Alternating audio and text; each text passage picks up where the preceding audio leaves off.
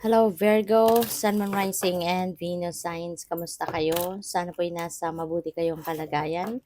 Welcome back po sa Star Tarot. At kung bago kayo rito, welcome din po kayo. Please subscribe, like, share my videos, and leave me a comment po kung nakaresonate kayo. Thank you. So first card ni Virgo, we have the Page of Swords. May mga chismis na paparating, may mga balita, o pwedeng valuable na balita ang dadating din na maaaring makapagpalinaw din ng inyong isipan. O pwedeng mga balita or impormasyon ang dadating na po pwedeng makatulong sa'yo sa inyong siguro decision making na kailangan gawin, something like that. Or, yun nga, baka merong chismis kayong masagap sa ngayon. Baka merong um, chismis ito about other people, no? Pwedeng ganun ang ganap dito, Virgo. So, nasa sa inyo yan, Papaano ninyo haharapin yan? How you are going to react to that? Pero as much as possible, 'di ba, kapag chismis, maging maingat kayo sa pagkokomento kasi you never know. Baka kung ang nagdala sa inyo ng kwentong yan is baka nag-fishing lang na kung ano man ang possible na maging reaction ninyo, or hindi mo alam. No? Hindi natin alam kung ano yung agenda ng pwedeng magkikwento sa iyo ng chismis na ito. Kaya maging maingat kayo sa pagre-react. Okay? So, we have the Five of Pentacles. So, ang iba siguro sa inyo ngayon, baka namang problema sa pera. Baka meron ditong financial constraints na nararanasan. Baka merong mga um, hindi inaasahang gastusin na biglang papasok, no? Possible 'yan.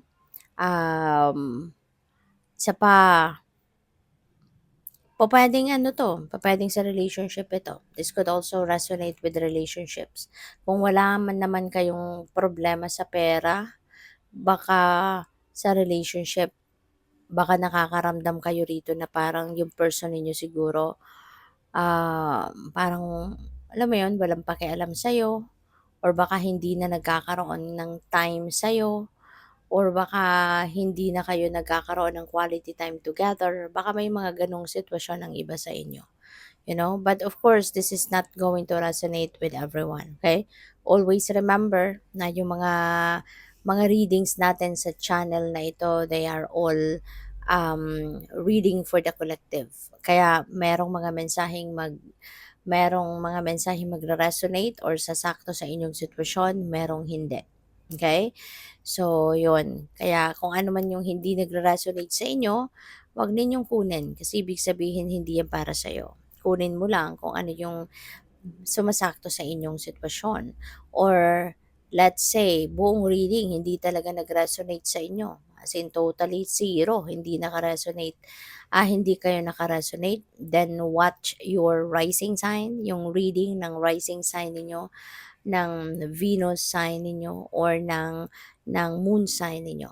No? Kasi for sure, meron dyan sa sakto, no? Sa ibang areas ng chart ninyo.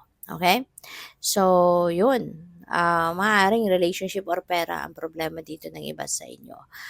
With the King of Swords, this could be a person of authority.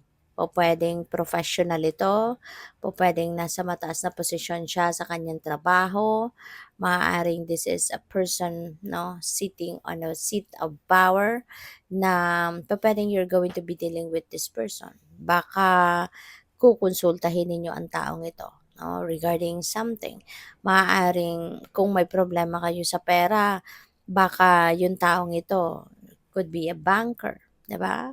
O pwedeng kakausapin mo 'to, baka magpapa-advice ka, or baka isa itong high-ranking official sa isang financial institution at baka ito yung kakausapin mo, baka alam mo yun, para makapag-loan or kung ano man, no? Baka hihingi kayo ng tulong in terms of finances. Alright? So, good luck sa'yo. So, by the way, maraming salamat for subscribing. And if you haven't subscribed yet, subscribe na kayo. And also maraming salamat din for not skipping the ads. Malaking bagay po yan sa akin. And also please click the join button sa baba ng video kung gusto po ninyo na mag-join sa membership. Okay? Thank you. So, next card ninyo, we have obstacles, Virgo. Maaaring meron talagang mga obstacles dito na pinagdadaanan ng iba sa inyo. Pero nag improve na din 'no, ang sitwasyon na 'to. Kasi dati talagang super dark 'yan, nabalot kayo ng dilim 'no. This is a dark circumstances na po puwedeng pinagdaanan ninyo. Pero ngayon 'no, may butas na diyan, may liwanag ng unti-unting pumapasok, may liwanag na dito sa baba, merong liwanag diyan. So, in a way parang ano, siguro nagkakaroon na kayo ng unti-unti enlightenment 'no, regarding your situation. Pupuwedeng unti-unti nagkakaroon na kayo ng linaw sa inyong isipan kung ano yung magagawa ninyo para ma-solve ninyo yung problemang ito. Para mabigyan ninyo ng um, anong tawag dito, solusyon kumbaga 'no. Mahahanap na siguro ninyo dito yung way out kumbaga sa obstacles na 'to. So unti-unti maaaring nagkakaroon na kayo ng idea, kung papaano iso-solve ang problema 'no. So good luck sa'yo. So we have adaptability and this is what you are going to practice 'no, sa sitwasyon na ito, na you are going to be flexible and adaptable. Kung ano yung nandiya-diyan 'no, you are going to adjust. Kung ano yung sa tingin ninyo available resources na magagamit ninyo to solve the problem, then, magiging adaptable kayo and flexible about it 'no. So mag-a-adjust kayo, matututo kayong sumabay kumbaga sa agos ng buhay, something like that, no? So which is good. Kasi when you are also adaptable and you are flexible, maganda rin itong sitwasyon kasi kumbaga magiging easier, no? Yung pag-tread ninyo towards that path, towards ano, pag-solve sa problema, 'di ba?